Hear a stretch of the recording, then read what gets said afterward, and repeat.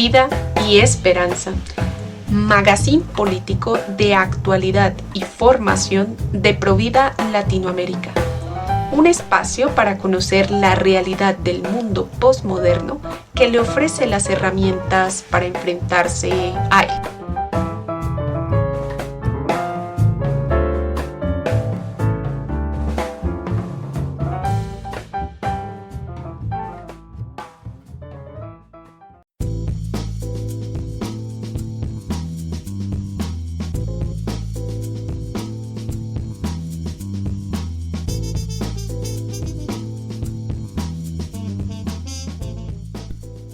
Muy buenas noches.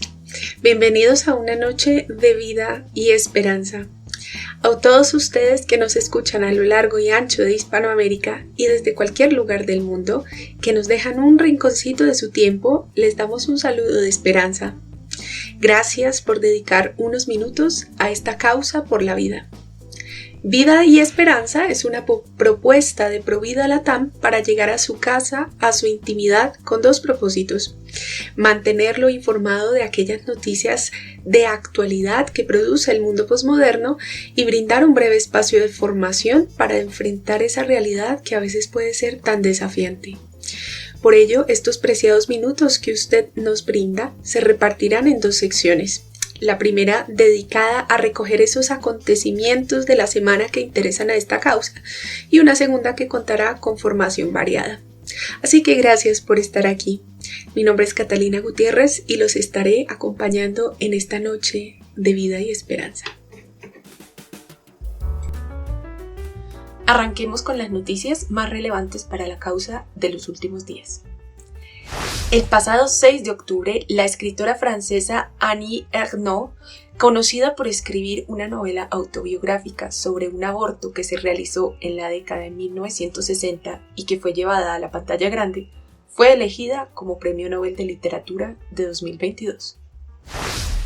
En Estados Unidos, un juez del estado de Ohio bloqueó indefinidamente una ley estatal que impide que se realicen abortos después de las 6 semanas de gestación, dejando una laguna legal que permite esta práctica hasta las 20 semanas de gestación.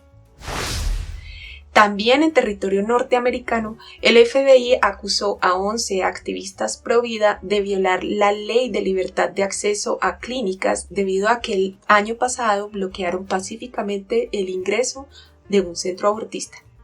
Las acusaciones podrían traer como consecuencia para algunos de estos activistas penas de hasta 11 años de cárcel y multas de hasta $250,000.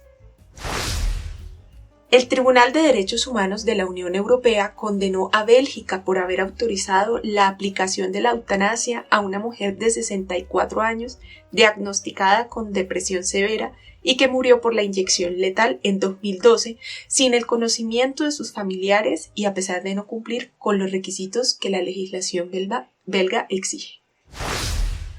El Tribunal de Justicia del País Vasco en España dio la razón a voluntarios de la campaña de 40 días por la vida que rezan pacíficamente frente a abortorios en Vitoria, luego de que el cuerpo de policía del País Vasco emitiera una resolución que pretendía desplazar las reuniones de voluntarios fuera del perímetro de 80 metros del centro de abortos. Y en México se vivió la jornada de marchas a favor de la mujer y de la vida a lo largo y ancho de su geografía. Más de 1 millón de personas se reunieron en distintas ciudades del país para recordar que la paz empieza en el vientre. Y empecemos por la literatura. El pasado 6 de octubre se otorgó el Premio Nobel de Literatura a una escritora francesa feminista, Annie Ernaux. La francesa es autora de una novela autobiográfica, traducida como El acontecimiento, en la que narra la propia historia de su juventud cuando, teniendo 23 años, decidió realizarse un aborto por razones egoístas como la de continuar sus estudios y seguir su carrera. Al recibir el premio, Ernaux señaló la gran influencia del feminismo en su obra y condenó todas las iniciativas legales que busquen la protección del no nacido, refiriéndose particularmente a la reciente sentencia de la Corte Suprema en Estados Unidos y otras decisiones en países europeos que, según sus palabras, han coartado la principal libertad de una mujer. Además, alabó la figura de Simone Weil, ministra de Salud, que en 1975 promovió la campaña más feroz y exitosa para lograr la despenalización del aborto en Francia por aquel entonces. Por su parte, el presidente francés Emmanuel Macron, conocido consentido de la oligarquía financiera europea y ejecutor de la Agenda 2030, felicitó públicamente a Ernaux, indicando que su voz es la de la libertad de las mujeres y los olvidados del siglo. Y pasamos ahora al continente americano. En Estados Unidos, un juez del estado de Ohio bloqueó indefinidamente una ley estatal que impide la realización de abortos después de las 6 semanas de gestación, es decir, cuando el corazón del bebé empieza a latir. Entre los argumentos esgrimidos por el juez, se dice que el aborto es, comillas, atención médica y que su prohibición resulta en detrimento de las libertades individuales consignadas en la Constitución del Estado. Se espera que esta resolución sea apelada ante un tribunal superior en medio de una batalla legal que han emprendido las organizaciones pro vida a nivel estatal y local, luego del fallo Dobbs contra Mississippi, en el que la protección constitucional del aborto fue derogada. Y también en territorio norteamericano seguimos con noticias. El FBI detuvo a 11 activistas pro vida acusados de violar la ley de libertad de acceso a clínicas por haber obstruido pacíficamente la entrada de una clínica de abortos en Tennessee en marzo de 2021.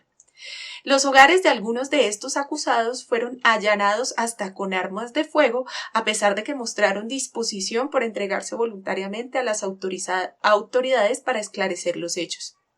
De confirmarse los cargos, entre los cuales se encuentra el de interferir en la búsqueda de servicios de salud reproductiva, los acusados podrían ser condenados a prisión entre 1 y 11 años y a multas de hasta $250,000. Este nuevo hecho se presenta en medio de las denuncias de organizaciones pro vida norteamericanas frente a la arbitraria detención de Mark Houck, un padre católico y activista pro vida que fue arrestado violentamente frente a sus hijos menores de edad hace unos días. Según afirman distintas fuentes, este padre de familia habría sido acusado por haber empujado a un activista pro aborto que presuntamente acosaba a su hijo. Recordemos que la Ley de Libertad de Acceso a Clínicas, FACE Act, por sus siglas en inglés, fue una legislación aprobada durante el periodo presidencial de Bill Clinton que protege a clínicas de aborto, sus trabajadores y pacientes bajo la idea de libre provisión de derechos reproductivos. Y ahora pasamos a Bélgica. El Tribunal Europeo de Derechos Humanos dictó una sentencia contra Bélgica por haber autorizado una eutanasia a una mujer de 64 años que había sido diagnosticada con depresión mayor. La mujer murió luego de la aplicación de la inyección letal en 2012 sin que sus familiares más cercanos se enteraran y a pesar de que el psiquiatra tratante dudaba de que se cumpliera con los requisitos que la ley belga exige para la eutanasia. De hecho, fue su propio hijo quien llevó el caso a los estrados judiciales por violación al artículo 2 del Convenio de Derechos Humanos, toda vez que la autorización de asesinar a su madre habría excedido los postulados mismos para la realización de una eutanasia. Desde 2002, fecha en la que se legalizó esta práctica en Bélgica, 24,000 personas han fallecido por esta causa, esto es, un 2% de las muertes al año. La legislación belga exige la verificación de ciertos requisitos que deben ser evaluados por un panel técnico compuesto por médicos dispuestos a provocar la muerte. A pesar de estos requisitos, de acuerdo con el Instituto Europeo de Bioética, entre un 25 y un 35% de las eutanasias no se declaran y son ilegales. Se ve que no se trata de un caso aislado, pues según la prestigiosa revista Journal of Medical Ethics, solo en Bélgica, en pacientes de 80 años o más, el porcentaje de eutanasias no solicitadas corresponde al 52.7%. En aquellos con enfermedades distintas al cáncer, este porcentaje fue del 67.5% y hasta en un 77.9% de los casos, la eutanasia ni siquiera se discutió con el paciente. La situación es todavía más dramática tratándose de pacientes con diagnóstico psiquiátrico, puesto que las tendencias suicidas pueden ser expresión de síntomas de su enfermedad y la aplicación de la eutanasia en estos casos lamentablemente va en aumento.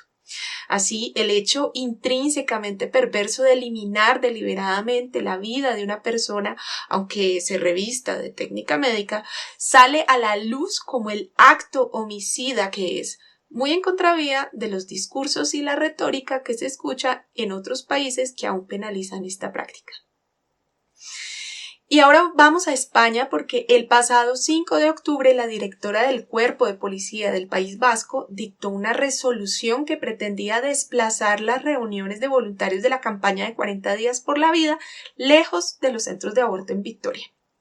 La decisión fue recurrida ante el Tribunal Superior de Justicia del País Vasco, que ha revocado la resolución, señalando literalmente que la administración actuó incorrectamente al margen de las atribuciones recogidas en el ordenamiento jurídico aplicable al exigir la modificación del lugar de reunión.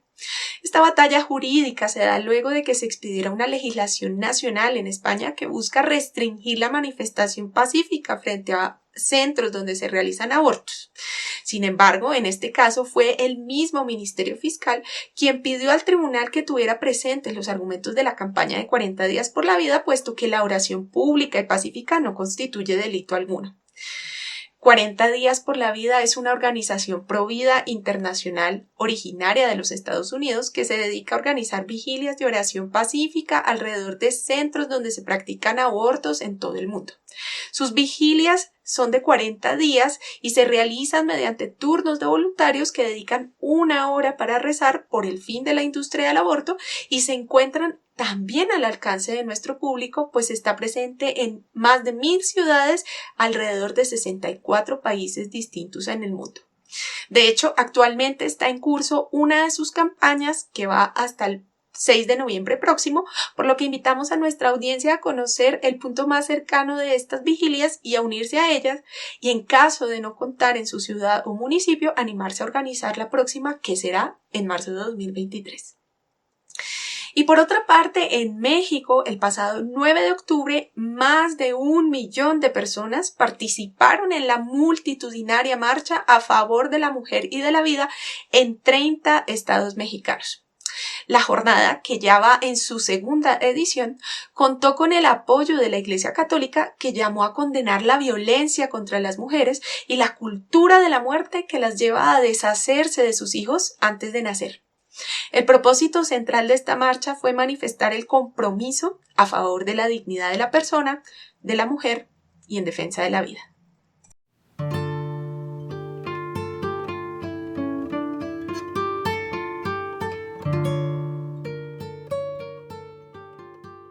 Y así, con una noticia de aliento en medio de la oscuridad, recordamos que el mensaje de este programa es, ante todo, de esperanza.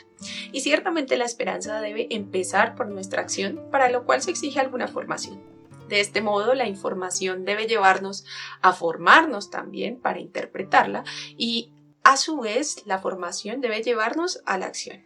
Es en este sentido que hemos querido construir este espacio y por eso aquí inicia nuestra sección de formación con un tema que al mundo hispano le interesa. Empecemos por este dato que no sé si ustedes conocen.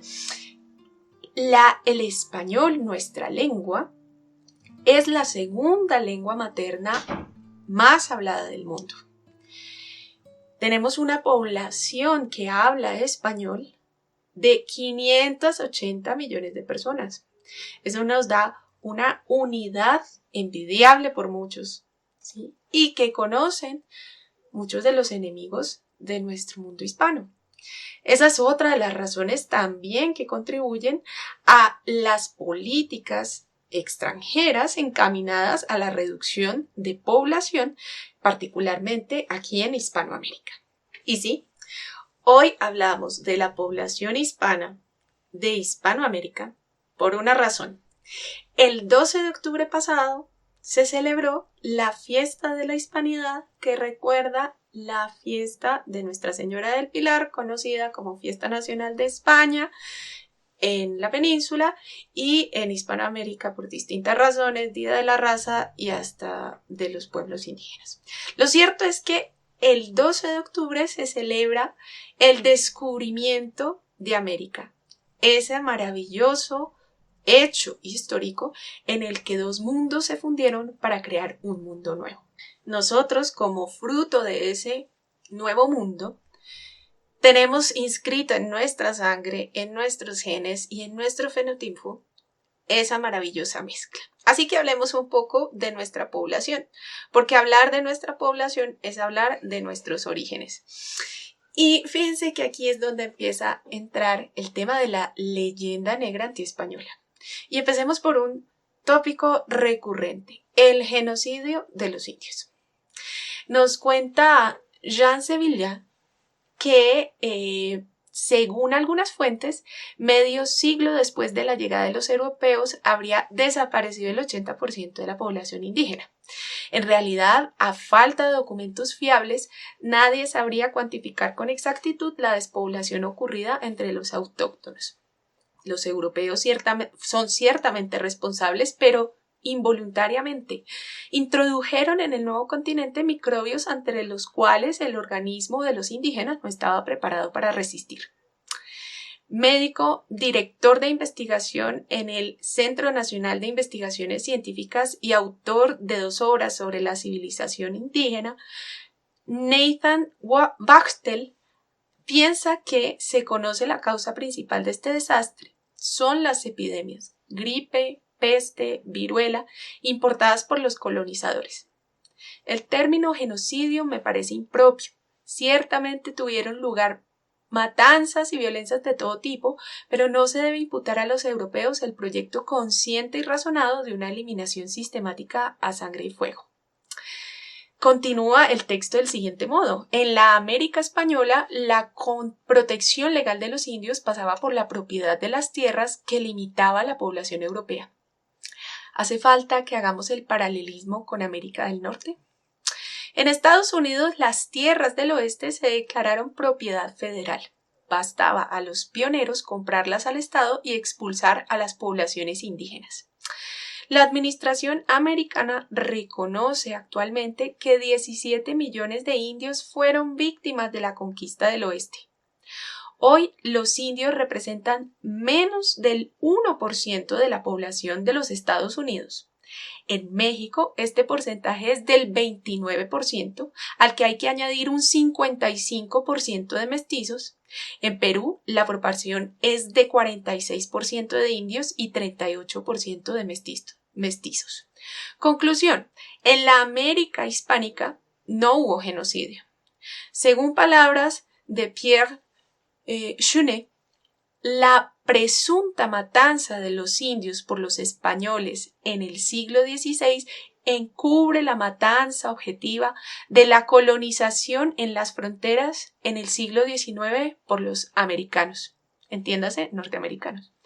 La América no ibérica y Europa del Norte se liberan de su crimen sobre la otra América y la otra Europa. En sentido similar nos recuerda el gran historiador Jaime Jaramillo Uribe que en las 558 ciudades, villas, pueblos, sitios y parroquias que componían entonces la jurisdicción de la Nueva Granada, excluyendo otras dependencias del virreinato, en una población total de 826.550 habitantes, había 277.068 blancos, 368.093 libres, que en el lenguaje de la época quería decir mestizos, 136.753 indígenas y 44.636 esclavos.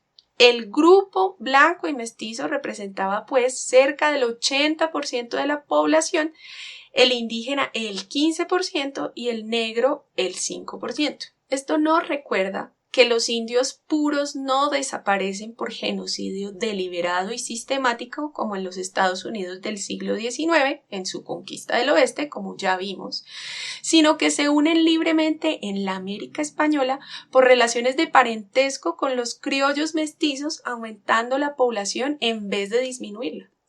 Es un fenómeno que alcanza su máxima expresión a fines del siglo XVIII.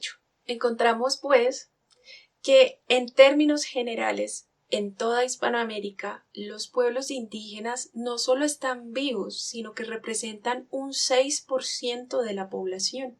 Incluso mantienen sus territorios dados por cédulas reales o reconocidos por cédulas reales, donde mantienen sus resguardos y donde mantienen sus lenguas. El otro 94% de la población en Hispanoamérica está representado principalmente por mestizos, afrodescendientes y blancos.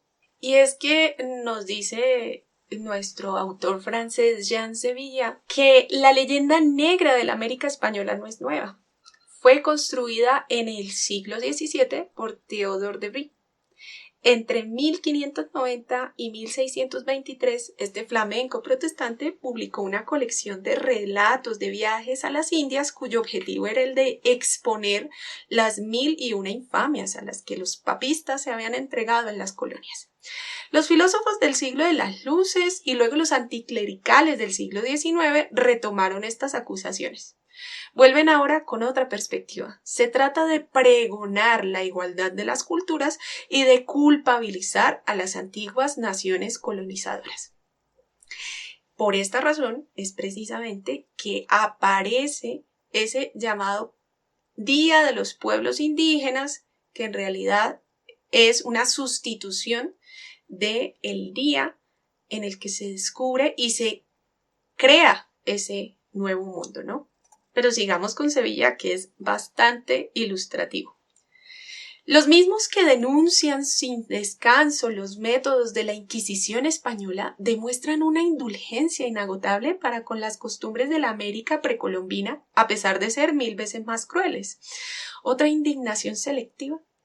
O bien es una forma de desprecio, siendo estas civilizaciones tan atrasadas que no se les pueden aplicar los mismos criterios morales que a nosotros. En otoño de 1492, Colón arriba a las Bahamas, luego a Cuba y Santo Domingo. Es el primer europeo que entra en contacto con los indios de América, un mundo que no tiene unidad, salvo México y las altas mesetas de los Andes. Estos centenares de tribus que viven en el Neolítico hablan otras tantas lenguas. Nos dice más adelante. En el Caribe, las tribus caníbales en continuo estado de guerra efectuaban razias para apoderarse de sus congéneres y comérselos. El imperio azteca, una teocracia, rendía culto al sol, cuya ira debía ser apaciguada con la inmolación de víctimas escogida preferentemente entre sus enemigos. Todos los conquistadores contaron con su asombro después de penetrar en los templos indios. Se trataba de osarios invadidos por el hedor y las moscas, en los que los sacerdotes sacrificaban a vírgenes, niños y prisioneros, arrancándoles el corazón para embadurnar la sangre a los ídolos y luego precipitar los cadáveres fuera del edificio para que fueran despedazados y devorados. Y continúa. ¿Es esto decir que no se puede imputar a los colonizadores ningún exceso, ninguna falta, ninguna actitud imperdonable? Sería ignorar la debilidad humana, sobre todo teniendo en cuenta las fabulosas riquezas que estaban en juego y los recursos en metales preciosos descubiertos. Por supuesto, entre los conquistadores se encontraban también militarotes solo guiados por el afán de lucro.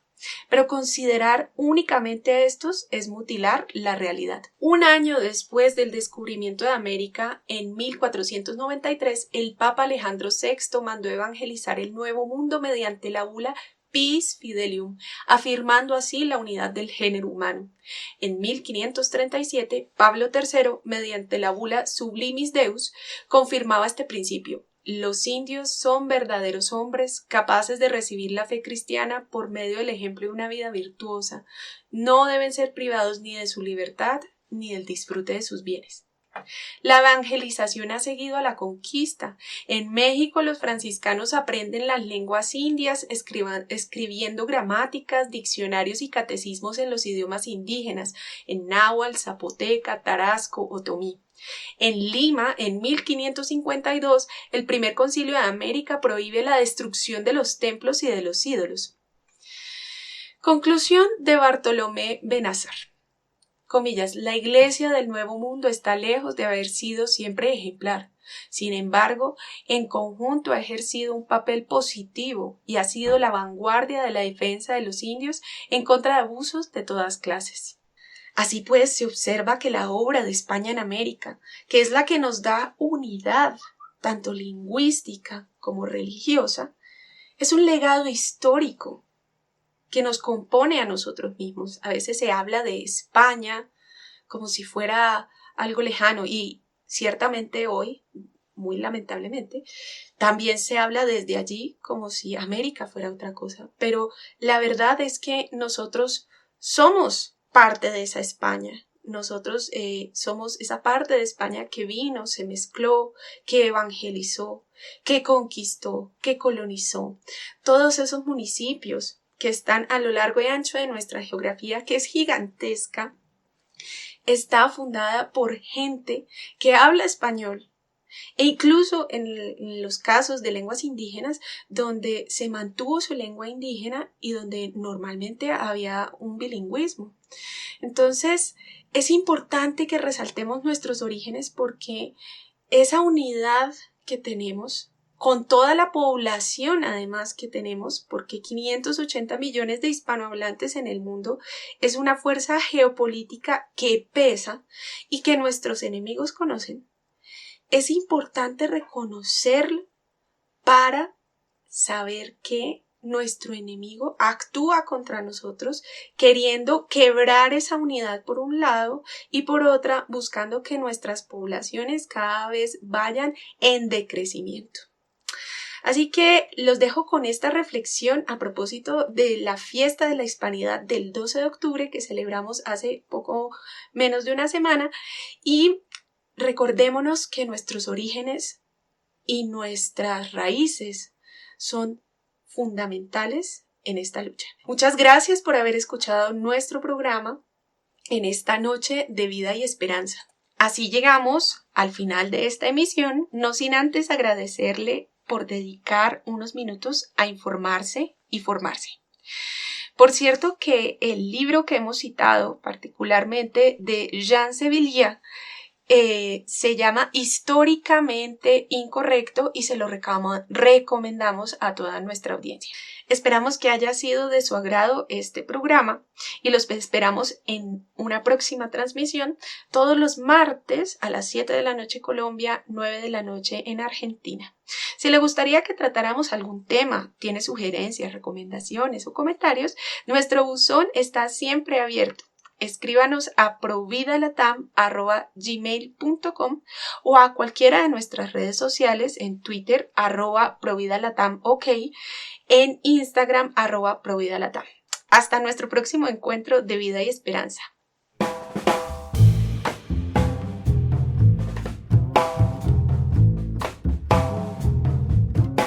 Vida y esperanza.